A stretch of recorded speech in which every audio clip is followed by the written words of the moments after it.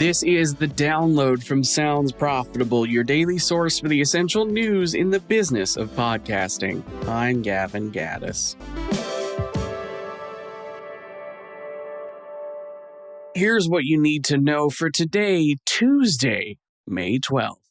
Before I get into the top stories, a quick heads up that tomorrow, this is your last call, tomorrow, Wednesday, May 12th at 2 p.m. Eastern Standard Time, Sounds Profitable's Tom Webster and Locked On's Brian Goldmark will be debuting Trust and Attention, Why Sports Media Wins and How Brands Prove It in a live webinar. The report provides an expanded dive into the unique value of sports podcast audiences. You can grab your virtual seat now with a link in today's show notes. Now on to our top story. PRX positions podcasting at center of public media survival strategy. Podcast News Daily covers the PRX 2025 report, including CEO Kerry Hoffman's annual letter. Hoffman notes that even as federal funding cuts challenge public media, PRX is accelerating its transitions toward, quote, a digital-first infrastructure for a vibrant public media, end quote. PRX's podcast network Radiotopia launched 18 seasons and specials in 2025, totaling 47.3 million downloads across the network. Next up, the music DNA of podcast search, why Apple and Spotify still rank like record stores. A new blog from PodSEO, or PodSEO, analyzes 11 million top 5 keyword target pairs from Apple Podcasts and Spotify, conducted on May 4th, 2026.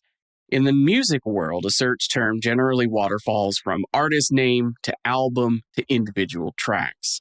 Podcasting services built on top of existing music infrastructure can have quirks based on how they treat podcast albums versus podcast tracks.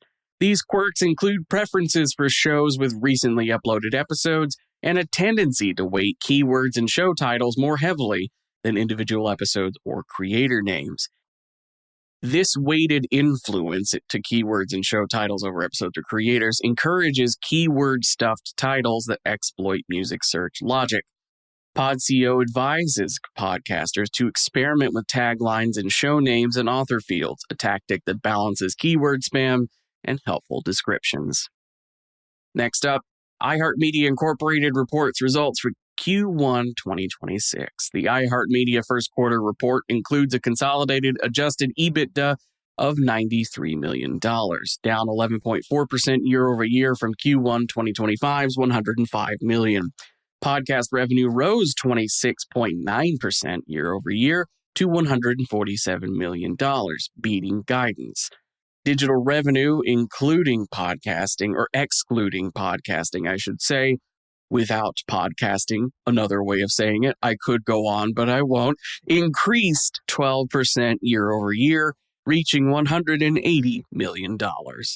And for our final top story, the new newsletter Math, Puck, the Ankler, and me, plus a soupçon of hubris. This week's edition of Media Built from Steve Razy's focus on newsletter monetization and audience relationship. He spotlights 2 newsletter stories from the past 6 months, Puck's acquisition of Airmail and the Ankler's move from Substack to Passport. The former serves as an example of a company buying into the relationship Airmail had fostered with its readers. Meanwhile, the Ankler left Substack's launchpad to its own audience relationships. Via bundle, segmentation, and events, they were able to more deftly grab that relationship and foster it themselves.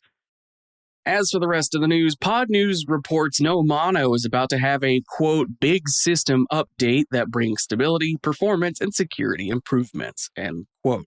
Former Paramount and NPR executive Ainsley Rosito has joined Beehive as head of podcasts. Tinkercast co-founder Meredith Halpern-Ranzer has announced a new video podcast, Two Whats and a Wow, People Who Wow edition. Podstock has released new benchmark data that finds a single Spotify video podcast stream, on average, generates 1.5 times more consumption time than a YouTube video view of the same episode. Alitu and the podcast host founder Colin Gray has a new blog announcing the completion of the company's acquisition by AI software developer Rocketable. Zeno Media has launched a major update to the Zeno Radio app that introduces in-car listening capabilities via Apple CarPlay and Android Auto compatibility. And Creator X is launching a monthly huddle dubbed Office Hours. The first edition, hosted by Maddie Stout and the Creator X team, is slated for May 15th at 5 p.m. Eastern Standard Time.